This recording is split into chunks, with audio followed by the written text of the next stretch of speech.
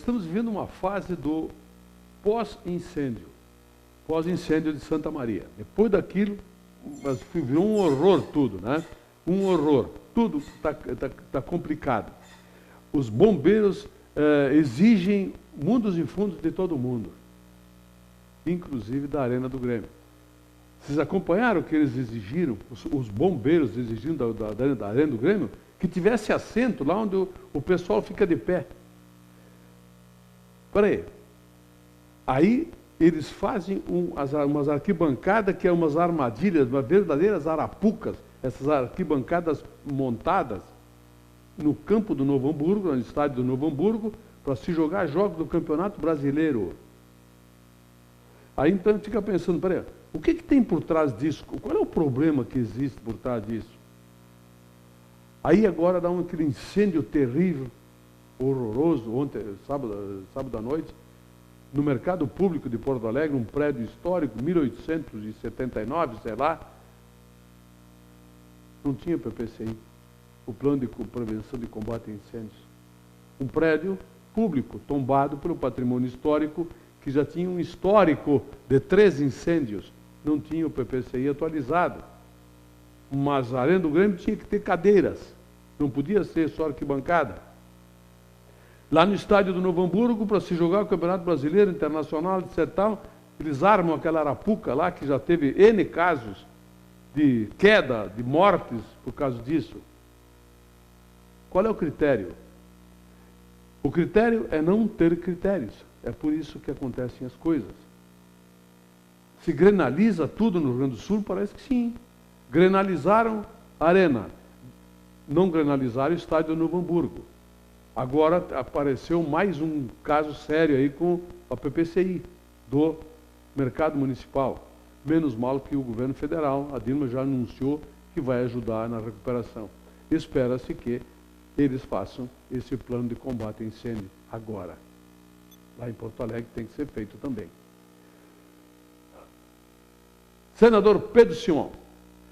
O senador Pedro Simão vai completar 32 anos de mandato como senador. Eu procurei, fiquei pensando, me esforçando, etc. e tal, para ver o que ele trouxe para o Rio Grande do Sul nesses 32 anos como senador.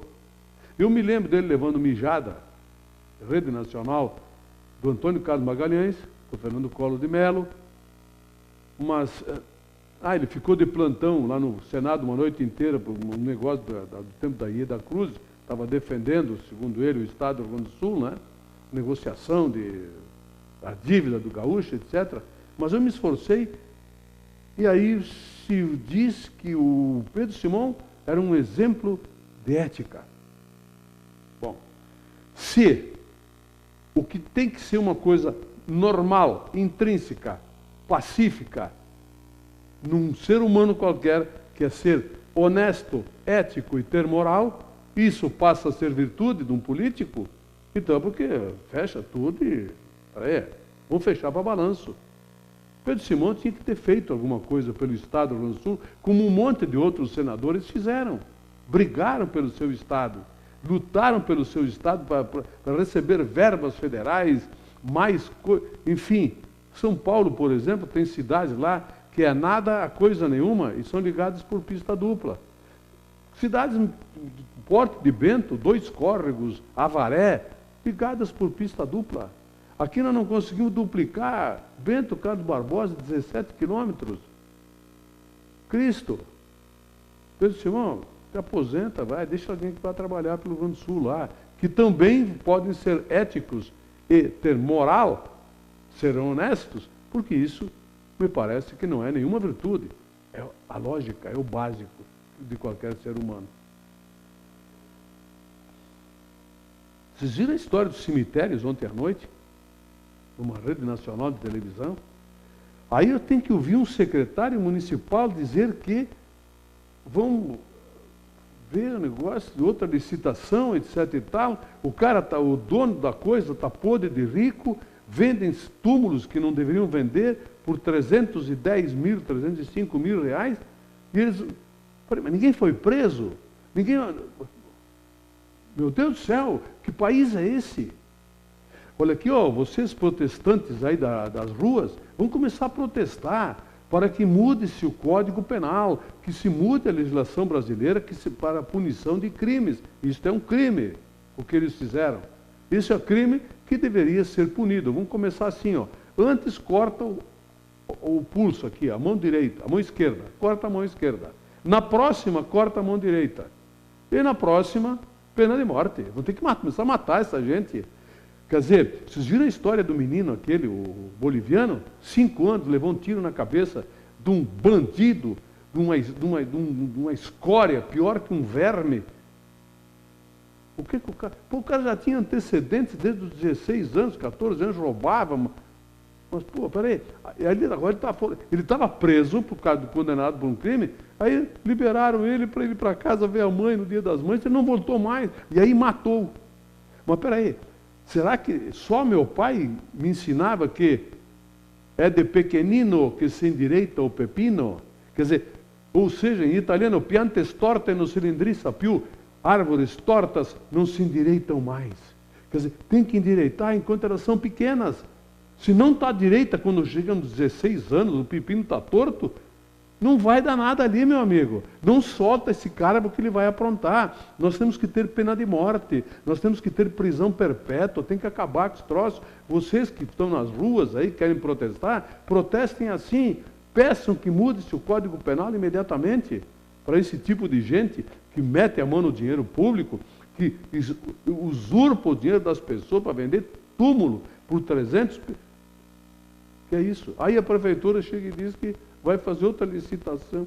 Diz, mas já tinha que acabar. Hoje já tinha que estar resolvido o problema. Hoje de manhã tem que chamar o cara aqui, amigo, deu para ti. Ah, mas não pode por causa da... Muda-se a lei. Muda-se a lei que a prefeitura possa fazer isso. E vamos combinar, hein? Ó, vem cá, vamos combinar.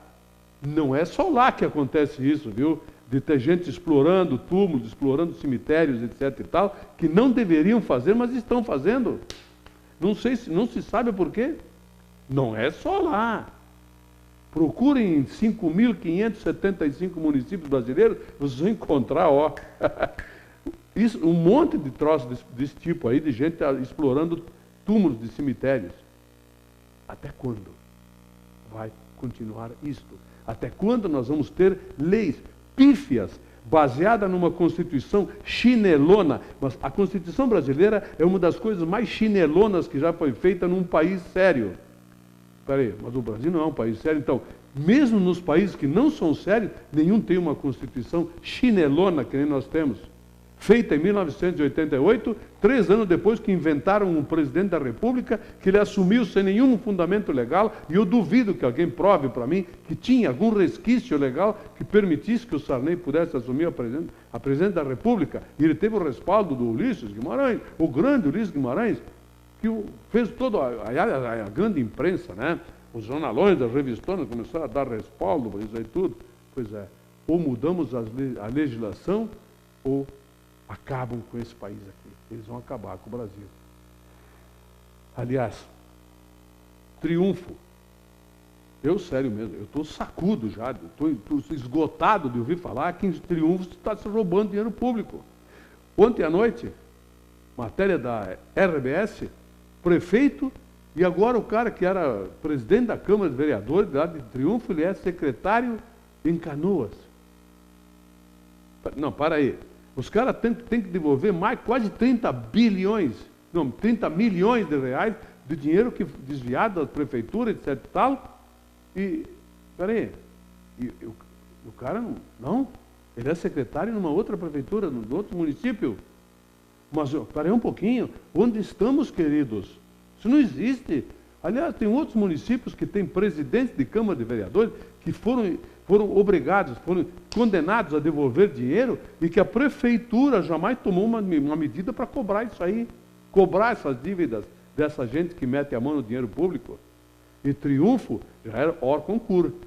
A ladruagem lá é total, histórica. Viagem de vereadores, aquela mordomia, já passaram, imagens passaram na televisão. Quer dizer, onde tem imagens, vídeos, gravações provando a ladruagem, isto passa batido. Em outros locais, vale o domínio do fato. Se não fosse trágico, isso seria cômico. As pessoas de mediana inteligência sabem do que eu estou falando. Seria cômico se não fosse trágico. A crise. Eles conseguiram. Agora, daqui uns dias, vai se reunir o Banco Central de novo, o comitê lá, o Copom, o Comitê de Política Monetária, e vão aumentar de novo os juros. Aquelas 20 famílias que controlam toda a dívida brasileira, que recebem bilhões por ano de juros, estão rindo sozinhos. Eles conseguiram aliados em políticos da pior espécie, conseguiram aliados na grande imprensa, jornalões, revistonas, rede de televisão, inventaram uma crise. As pessoas foram para as ruas e protestaram. Aí o que é que o povo fez? Opa, tem crise aí, vamos segurar. Aí pararam de gastar, começaram a botar na poupança. 9 bilhões deu de crescimento na poupança no mês de junho. 30 bilhões no primeiro semestre. No mês passado caiu 25% a venda do comércio de uma série de produtos, principalmente eletrodomésticos. Por que isso? A crise. Eles fabricaram uma crise nacional. Quando a inflação estava 12,36%, lá em 2002, as revistonas e os pitbulls, os economistas, eles não queriam que o povo...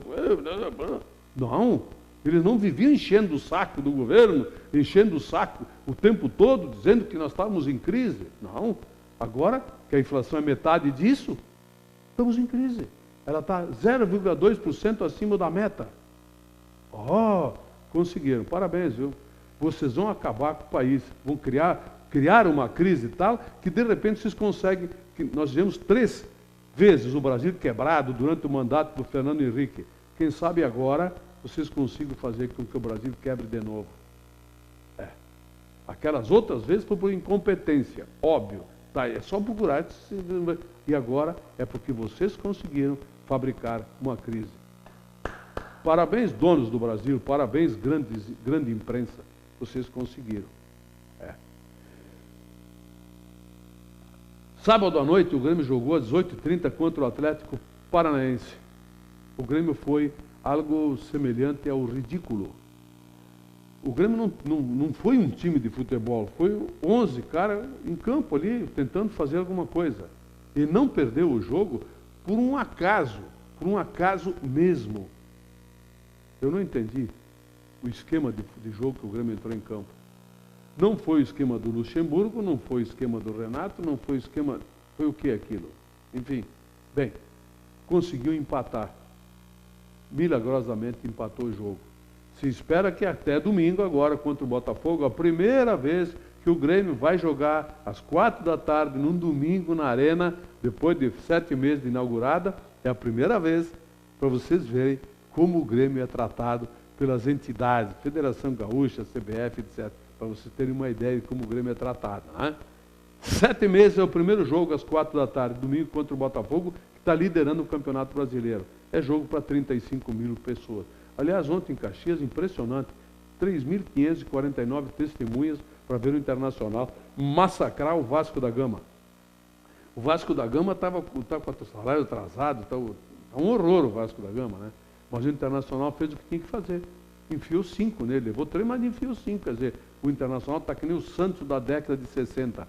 Faz 4, leva 3, mas faz 4. Leva 5, mas faz 7. Quer dizer, o Internacional está uma máquina, está azeitadinho, mais uma contratação, ou 2 aí, e o Internacional vai conquistar o título brasileiro. Se jogar o que jogou ontem, não tenho dúvida disso, está jogando muito o Internacional.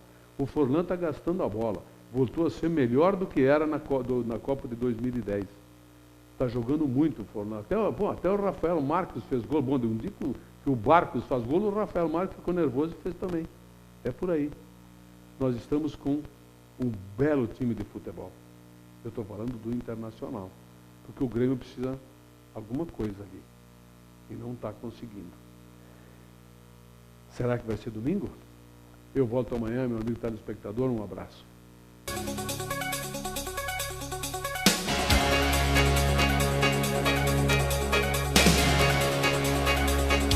Opinião. Oferecimento Ludfor Consultoria em Energia. www.ludfor.com.br.